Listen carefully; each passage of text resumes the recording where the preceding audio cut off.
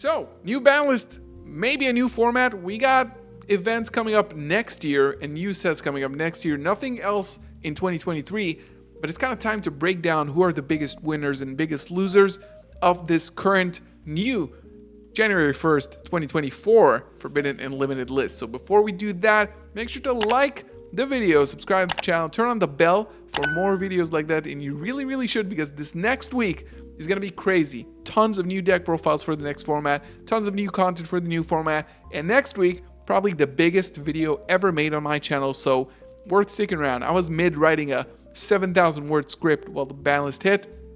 It was a real doozy. So let's get into it and start with the losers. The losers of this ban list, there are a few of them because 4 new forbidden cards, a lot of new limitations, and a lot of cards coming back to 2 and 3, so it's really worth talking about. And I think that the first one is probably the clearest one out of them all, Infernoble Knights, a deck that has just gotten more support relatively recently in Duelist Nexus. This was a few months ago. Age of Overlord didn't actually release more support, but more people started playing the deck, especially with SP Little Knight, because it just fits in so well as a link, as a warrior. But now, Isolde, Two Tales of Noble Knights, is finally forbidden. A lot longer than I expected it to be still around, but this card is obviously really, really powerful. 2 warrior monsters turning into an additional search and a summon from deck while sending cards as cost. Really, really broken by all means. I think people were not surprised at all to see Isolde getting banned. This was mainly because of Infernoble Knights, but also just as a generic card that has started seeing play in decks like Mekanko as well, to just turn on FTKs because warriors are so prevalent. Kashyar Fenrir can search Riseheart, it's a warrior, can link up into it, summon from deck, go on from there, really strong with SP Little Knight, just a really, really broken card. So Infernoble Knights, I think, is severely impacted by this list, and I'm not really sure how it's going to look like post Isolde. Might have killed the deck straight up. So it's definitely one of the biggest, if not the biggest, loser. But next up, Guido and Kelbeck are now banned. So what are we going to do with Tier Elements? I think Tier Elements is one of the more resilient engines in the deck. If you saw in the OCG, and you definitely should start taking a look at those meta trends, because then you can kind of foresee what will happen in the TCG in some instances. And with Tier Elements specifically, they got hit after hit after hit after hit. It was Kit Kalos, it was the Field Spell, Rhino, every name to one, Millers then banned, Kashyar cards limited, Tier Elements Kashyar limited, Fenrir getting banned. This deck got a hit on the ban list every single time since it's been released in Power of the Elements, which is like 2 years or something in the OCG, and it survived. It actually managed to survive. Recently, mainly because of Chaos Ruler, so we'll leave that aside, but I'm just gonna say straight up that the deck is not dead, even though it's definitely a loser of this ban list, because Guido and Kelbeck are just incredibly good for the deck, and one of the main reasons why it's been a top contender. But I'm gonna say that Tier Elements will still stick around. The base of the deck is still incredibly strong, and the monsters themselves are good. The ability to spam monsters on the board might have been hindered because you can't mill 10, but I promise you, people will figure it out, and this is not the last time we saw Tier Elements. And the next one is definitely Rikas and Avalon, I guess. It wasn't never a winner per se, except if you're in the EU and you're going to an EU WCQ, right? But still, it was a very powerful deck, extremely toxic one-card combo. Recently won another YCS in Dortmund. Every now and then, going to Worlds, winning EU WCQs all the time, Nationals. Yeah, the deck is extremely good, and especially because you can just turn it on from one card. So it makes sense to finally see some hit. The fact that Dryas and Healer are now limited doesn't mean that the deck is bad or dead by any means. It's just going to be a little bit more difficult and awkward to go through the lines you usually did with the deck. Jasmine isn't as effective and easy to get to. However, I think that the main core of the deck is still really intact.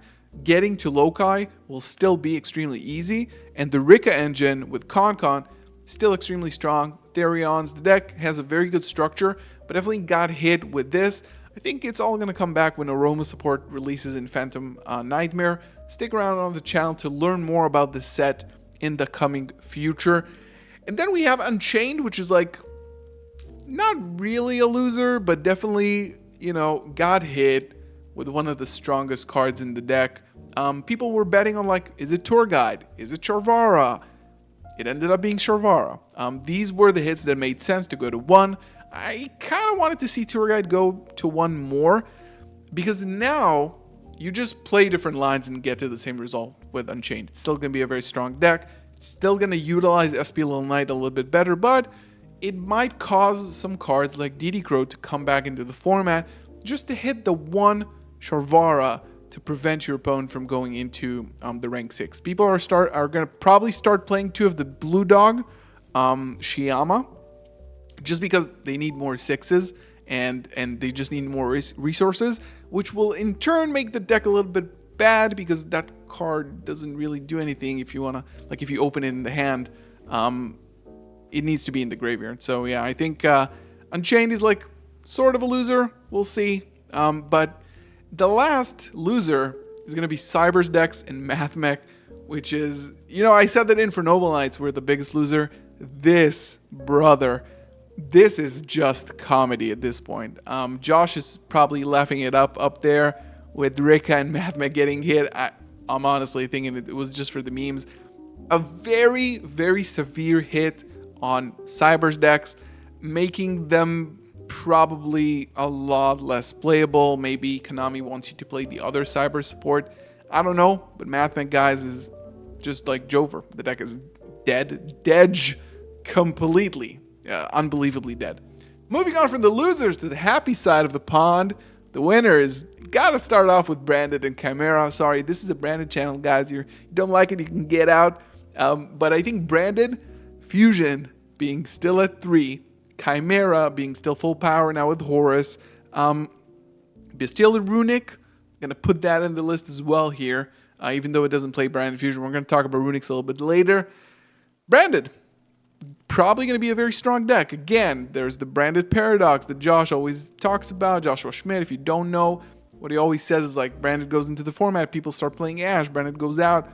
However, Ash has been in the format for a while, and Chimera and Branded have been seeing relative success being a much older deck. The base of the deck is still strong. Branded Fusion at 3 is not something to bat your eyes at. The card is very, very strong. I'm really excited to play Chimera and Branded in the next format. And again, of course, stick around because we got profiles every day of the week for the new format decks that you guys like. And then another deck that I'm going to do a profile on is Sky Strikers, which is surprisingly maybe a winner. Engage is a 2, multi-roll is a 3. I thought Engage was going to 3. I already picked up my 3rd copy, so I'm ready because I kind of got a feeling that it's going to happen. Harp Horror is back. Salamangreat Gazelle is a 3. Maybe Colossus is next, I don't know. But Sky Striker desires an Upstart at 3. Upstart at 3 is like a must-have in Strikers right now, and makes the deck a lot more consistent. Bestial are still a thing, which is kind of bad. Shifter is still a thing, which is kind of bad. But the engine is extremely solid, pretty much unlimited. Like, everything you want, you can play. Like, 2 Engage is fine. It is going to be kind of interesting to see. I'm looking forward to it. Strikers, by the way, getting more support in the future, so you never know. They might bring it back, like Engage to 3, let the deck play out, let it have fun, pushing people to play more of it. Sprite and Runic, not going to talk too much about that. Sprite has been kind of successful as of late, like Melfi Sprite, the base deck, Runic Sprite, and then the other side, which is Runic Bestial, Runic for Hire. Naturia is still, like, Naturia's Sacred is still at 1, but Runic and Sprite together, like, Runic didn't get any more hits. Sprite started back to 3. It's going to be a thing. The biggest winner of this ban list is Labyrinth, 1000%. If I would have to guess, might do a tier list, maybe, for the new format, but I'm going to guess that Labyrinth is the top dog. No hits. Prosperity is a 3 still. Floodgates that they didn't play are at 1, but Skill Drain is still a 3. And we are going into next month in Maze of Millennia, Transaction Rollback. If you haven't seen what this card does, go over to my channel after this and watch the video about it, because you guys need to know, because now this deck is going to run rampant. Rescue Ace, I would consider it as a winner. Lifter is not such a big hit. Play more non-engine, play more Diabell Stars. I think it's fine. The deck is still going to see a lot of play.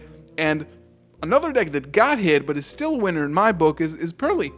Sleepy to 2 doesn't kill the deck, doesn't barely scratch the surface of what you can do with this deck. So I'm definitely going to say it's still a winner. Rescue Ace and Pearly are still going to be top dogs in the meta. Of course, alongside Labyrinth and Fire Kings. Fire King is a really new deck, so like Diabell Star Engine not going anywhere, guys. I'm sorry you haven't picked it up before, and now it's just gonna skyrocket. I'm really, really sorry for you guys, but hopefully maybe it dies down a little bit. Next up, 2 final decks I want to talk about in terms of winners. Vanadium, Untouched, Dispater, Baron, Engine, everything is unhit completely. No reason for this deck not to be as playable as it was before, if not a little bit better. I don't really know, like, it didn't really have bad matchups against like a lot of decks. Maybe Infernobles, because you definitely play a lot of spell cards. But it's going to see more play right now. Drolls in the main, we're going to talk about that when we do more videos. And I think lastly, another winner is like right in between is Vanquish Soul. Not a bad deck at all. Can still play Shifter, which is completely unbanned. The only thing is there can be only one, which is currently at 1, because there can actually be only one. I think Vanquish Soul is strong, it's cool, it's going to see more play, and all of these decks that I mentioned, Branded, Chimera, Striker, Sprite, Runic, Labyrinth, Rescue Ace, Pearly, Vanadium, and Vanquish Soul, these are the decks that I expect to be in the top of the meta, alongside Unchained. I haven't killed it yet. Let me know what you guys think about this in the comments below. Which are your winners and losers of this Forbidden Unlimited list? Again, hit the bell because we're going to be doing a ton of videos this week. More deck profiles that you guys definitely want to see. And don't miss out. And again, next week, the biggest video on my channel ever. Love you guys. See ya.